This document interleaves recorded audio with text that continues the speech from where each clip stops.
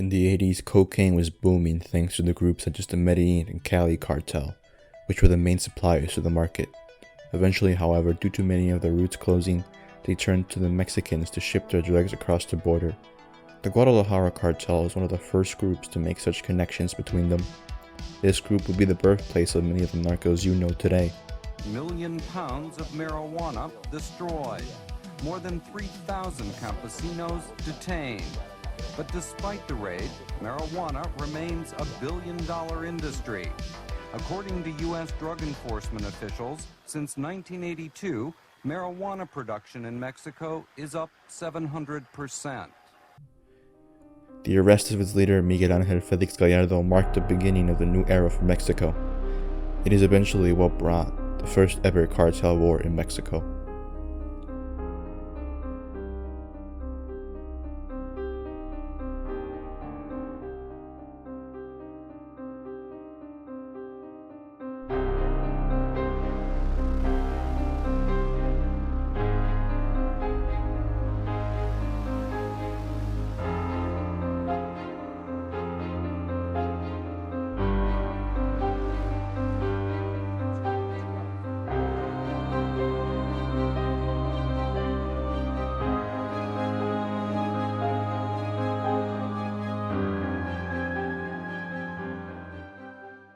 Top leader of the Tijuana drug cartel has now been placed on the FBI's 10 most wanted list.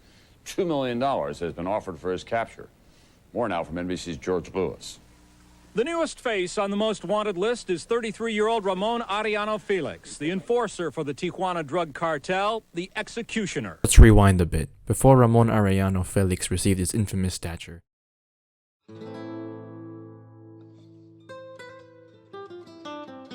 the Arellano Felix family was a simple middle-class family from Sinaloa. It consisted of 6 other brothers and 4 sisters. Since they were a middle-class family, they did not necessarily need to be involved in the drug trade. Instead, the flashy lifestyle we all know too familiar was tempting for many in the family. This is especially true for Benjamin and Ramon Arellano Felix, the founders. Before moving to drugs, they were small-time contraband movers, moving electronics, clothes, and the occasional shipment of weed. Eventually, they started to move into drugs as the boom of the cocaine trade became just too tempting to ignore. One cool perk was that they were the nephews of then boss Miguel Angel Felix Gallardo. After Miguel's arrest, he decided to split his operation into the states that dominate the drug trade today. He gives Sinaloa to Hector Palma and El Chapo, Tijuana to the Arellanos, and Juarez to Amado Carrillo Fuentes. Each plaza will be in charge of their own operations. Miguel would advise the new plaza bosses until 1993, when he was transferred to a maximum security prison. To avoid any balance, however, they created a partnership known as the Federation. It would not last.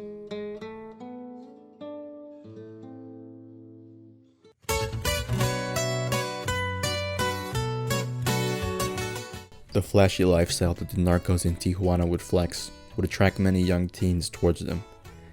The Arellanos would groom them into joining up with them at nightclubs. Juniors were wild. Most of them were already rich from their parents, so they did not really need the money. Instead, they joined up because they loved the power. The life of a narco junior led down the rabbit hole of chaos. Reddit user Financier 1929 experienced this time period firsthand. In this post made on the r/narcos subreddit, he would go into detail on just how wild they were. Things like driving their cars and doing donuts in the courtyard of their schools and meeting up with suspicious figures just outside their schools. Some of the most notorious juniors were Alfredo Joloyan and Arturo Paez. The actor who played Amado Carrillo Fuentes in Narcos knew these people personally as he grew up in Tijuana. And I used to carpool with the narco juniors that you see in this season every day in TJ. So I just thought it was scary as hell, but a funny story. Yeah, and at the time, I'm sure you had no idea. Oh yeah, we did. Oh, sort of. We knew who everybody was. Right. But, the complex thing is, you told me a great story about like you would see like Ramon Arellano in like nightclubs and stuff, and it was like nightclubs or parties and the Tijuana, everything was so close knit back in the 90s that it was impossible for you not to run into these characters. Like I said, I used to carpool with Alfredo to our high school in San Diego, and but he was like this really quiet type guy that didn't mess with anybody. He was really nice and funny and quiet, and then all of a sudden you would hear horrible stories 3 weeks later. So it's a very complex situation to live in those, you know, in that kind of society at that particular time in history. The Narco Juniors would solidify their spot in history. Today, many corridos have been written about them, as well as TV shows. But the Narco Juniors were not the only new players introduced in Tijuana. These other new players were right across the border.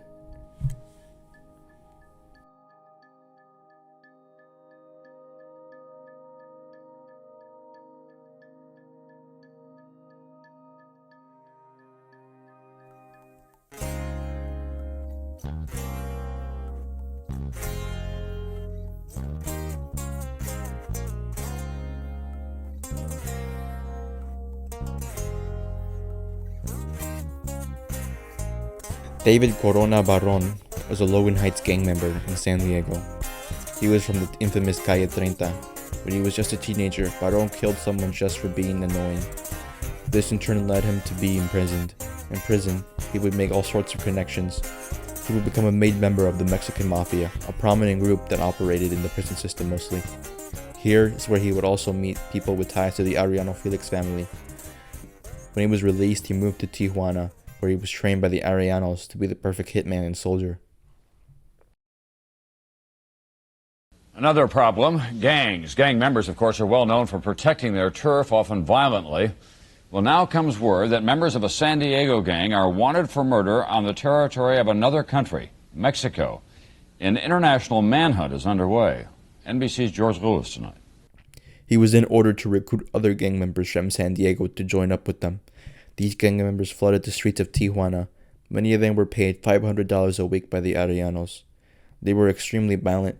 First-hand experiences give us an in-depth look of their life. If you were to simply talk too much about your job across the border, you were ordered killed. The Narco Juniors and the Logan Heights gang members were what made the Arellanos feared by the people in Tijuana.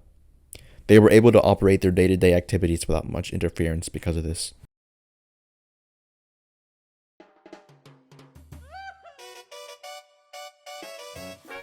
Business was booming for the Arellanos. They had so much money that they would use casinos to launder their riches. However, Sinaloa and Tijuana had special hatred for one another. In Tijuana, 1989, the Arellanos were hosting one of their many lavish parties. Amandos Lopez, a close friend of El Chapo, had planned to attend said party. At the door, however, he was denied entry by staff. He would then start a scene launching obscenities at them. Ramon Arellano Felix was informed of the incident. He got up from his seat, walked over to the front, and shot him straight in the head without any warning.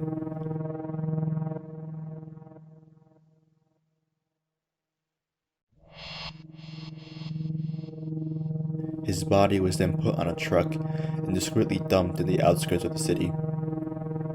On top of all this, Ramon then ordered his hitman to fly out to Sinaloa to kill his siblings and his father to prevent any revenge attack. This angered El Chapo. It further debilitated their partnership, but it was not the first time something like this had happened. Tijuana had done many targeted assassinations against associates of Sinaloa. Manuel Salcido Uzueta, El Cochiloco, was a very defiant man, more than likely psychotic, as he did not like rules, as obvious by his name. He would control plazas like Jalisco, where he would get shipments from Escobar. One day, however, he decided to rob the Cali cartel of 4 tons of coke from an 8-ton shipment. This enraged Cali, thinking it was the Arellanos, but as luck came to be, they worked out a deal.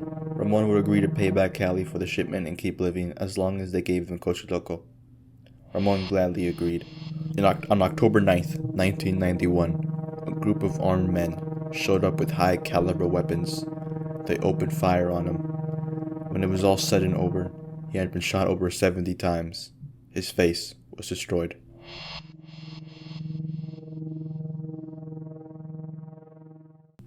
Rigoberto Campos Salcido would die in the same fashion. After he was shot, his body was taken and mutilated, and when he was found, his arms were completely cut off.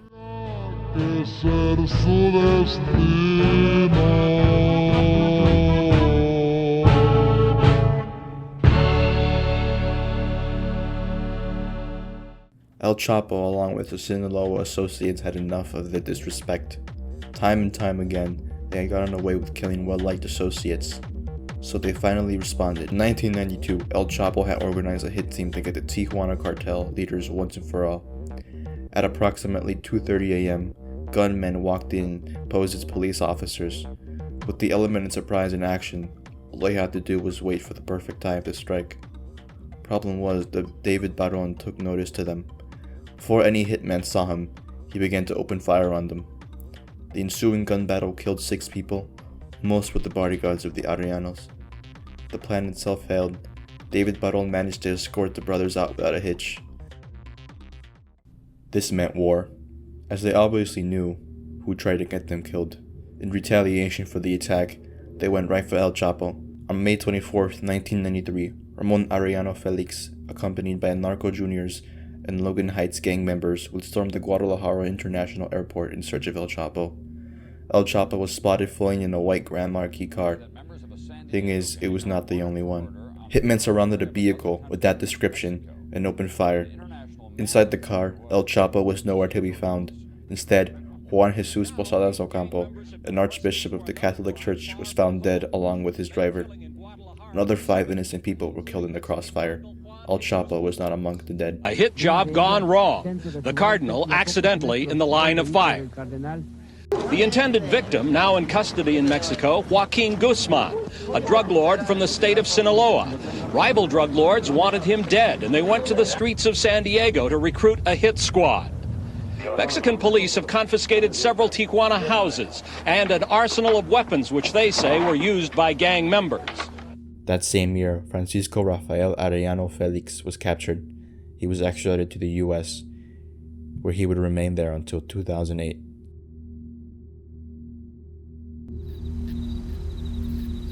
The Arellanos were forced to go into hiding. They would still continue to run operations at both the Cali cartel and the North Valley cartel from Colombia. They would also use connections to conduct espionage on law enforcement just in case they were conducting operations against them. The violence, however, also continued. In June of 1994, they would set a bomb at the Camino Real Hotel to kill El Mayo Zambada at a quinceañera. 15 people were injured, 2 were killed. The 2 that were killed were men sent by the Arellanos to plant the bomb. The bomb went off early, however. Had the bomb gone off as intended, 250 people would have perished in the ensuing blast. El primer salón, el salón que da hacia lo que es la avenida Niño Obrero. Aquí podemos observar que la pared está totalmente destrozada. Los cristales, ya ve que son unos cristales muy grandes. Son cristales, no quedó absolutamente nada de los cristales, todos deshechos totalmente. Las cortinas están arrasadas. Los pedazos de pared están unos hacia el piso y otros hacia el interior del mismo Hotel Camino Real. Hay varios floreros que también fueron arrasados por lo fuerte de la explosión. Por supuesto que todas las corporaciones de apoyo, Protección Civil, Bomberos, de Zapopan, de Guadalajara, en fin, Cruz Verde, Cruz Roja, están aquí, todas las corporaciones han dado cita en este lugar. Bueno, es lo que le podemos informar. Aquí hay incluso otro, un vehículo. Bueno, es que prácticamente todo. In September of 1996, Alfredo Joloyan was arrested on gun charges in San Diego, as well as a connection to a 1992 homicide. Information was shared by Hector Rebollo, Mexican Army general, who would later be exposed to being paid off by Amado Carrillo Fuentes. The only reason Rebollo had this type of information was because of Alex Joloyan, who was Alfredo's brother and also a narco junior. He was being held captive by the army. Here, he was tortured in the pursuit of intel. Alex was soon then handed over to the DEA, where he was convinced to testify against the cartel in exchange for immunity. But Alex thought he would have to testify against his brother, so he fled back to Mexico. Days later, while driving with his mother, a band pulled up beside him and kidnapped him. He was never seen again. Alfredo would be extradited back to Mexico, where he was sentenced and imprisoned. Arturo Paez was captured in 1997 and extradited to the US, where he still remains here to this day. Things did not fare better for David Baron. He was the go-to hitman for the Arellanos, so when he was ordered to assassinate journalist Jesus Blancornelas, he happily agreed. For David, it was just a regular day. That night they ambushed the journalist and began opening fire. David Baron wanted him to see his face before he died, so he got close, too close. A round bullet from his own men ricocheted and struck him in the left eye, killing him instantly. Divine justice from beyond. The journalist also survived and made a full recovery. Ramon was enraged with how David died, so he ordered the 2 hitmen who were with him killed as punishment. With Baron dead, many Logan Heights gang members turned informant in order to receive reduced sentences. Ramon Arellano will become increasingly paranoid about this. He became more violent and impulsive. He would get coked out of his mind at parks and start shooting randomly as he thought hitmen were out to get him. The most savage display of violence from the Arellanos was put into motion on September 17, 1998. A group of armed men sent by the AFO would raid a ranch in El Sausal. They were there to set an example. Fermin Castro, a small-time trafficker, had disrespected the Arellanos. In retaliation, the gunman rounded up him and his family and executed them all in cold blood. Women and children were not spared. 19 people were killed on that day. Only 2 people survived, a 15-year-old girl and a 12-year-old boy. It is now today known as the Ensenada Massacre. Over the span of the next 4 years, homicides quadrupled in Tijuana. Today, it remains the murder capital of the world. Excuse me. Excuse me. Are you Michael Jordan? Are you Michael Jordan? Huh? Huh? In 2001, Ramon Arellano Felix was captured on the David Letterman show when he was in hiding. His disguise did not suit him well as he was very noticeable amongst the crowd. Here you go. Tickets to Showgirls. It's funny that he was in disguise, but he was so noticeable because of his disguise. Sure? Sure? On February 10, 2002, Ramon Arellano Felix was stopped at a police checkpoint. The cop on duty did not know who he was, and in the ensuing conflict, Ramon was shot and killed.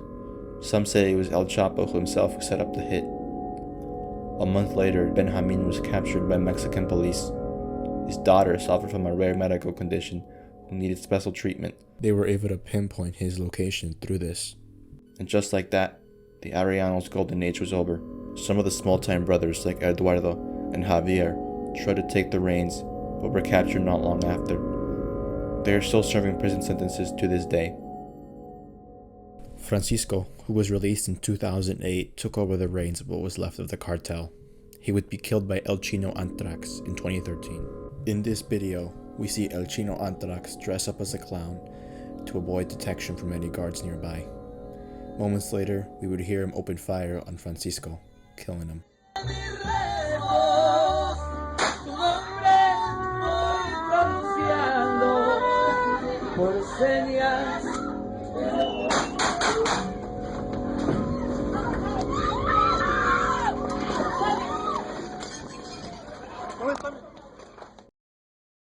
Today, the Tijuana cartel is a shell of its former self. Most of their territory is now controlled by the Sinaloa or the CJNG cartel. While they cemented themselves in the history of the narco underworld, their legacy is nothing but destruction and death. It is easy to get lost in that lifestyle. So many young people turn to that world in the pursuit of riches and glory. But in the end, no matter how powerful you become, it could all end in the blink of an eye.